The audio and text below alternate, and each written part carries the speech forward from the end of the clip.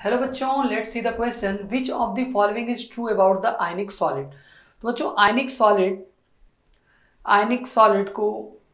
Solid के example में जैसे NaCl ले लिया आपने, CaCl ले लिया, ये सब क्या है? आयनिक सॉलिड के एग्जांपल है। और इसका आपको अब फॉलोइंग स्टेटमेंट को बताना है कि कौन सा ट्रू है।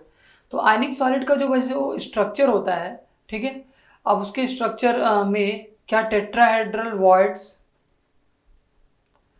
ऑक्टाहेड्रल वॉइड्स हो सकते हैं? क्यों नहीं हो सकते? होंगे ही। ठीक है, इसका रीज़न ये है कि जब केटायन और एनायंस के साइज में जो डिफरेंसेस होंगे उस वजह से वॉइड्स क्रिएट होंगे और उन्हीं को टेट्राहेड्रल और ऑक्टाहेड्रल वॉइड्स कहा जाता है। ठीक है, अब हमसे पूछा है कि bigger ion form the close pack structure तो ऐसा ज़रूरी नहीं है कि bigger ion form the close structure, कभी कभी स्मॉलर आयन भी। तो ये स्टेटमेंट बिल्कुल इनकरेक्ट है। Smaller can occupy either the tetrahedral और the octahedral voids depending on their size. No, it does not depends on their size. Occupation of all voids is not necessary, ये necessary है।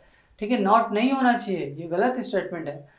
The fraction of octahedral tetrahedral words occupied depends on the radius of ion occupied। देखिए बच्चों, radius of cation upon radius of anion के basis पे हम ये पता कर पाते हैं कि उसका क्या होगा, उसका शेप या उसका स्ट्रक्चर कैसा होगा। ठीक है, उसका स्ट्रक्चर क्या होगा, रेडियस रेशियो के रूल पे ही हम बता पाते हैं। ठीक है, तो उसका फ्रैक्शन भी हम अब जब रेडियस साइज स्ट्रक्चर बता पाएंगे तो स्ट्रक्चर से हमें वॉइड्स की पोजीशन और वॉइड्स कितना खाली है कितना भरा है ये भी पता चल सकता है। ठीक है, तो फ्रैक्शन कैसे पता चलेगा? रेडियस रेशियो से। ठीक, तो ये ऑप्शन बिल्कुल करेक्ट है आयनिक सॉलिड के रिस्पेक्ट में। तो हमारा डी ऑप्शन क्या है? करेक्ट। बेस्ट ऑफ लक बच्चों।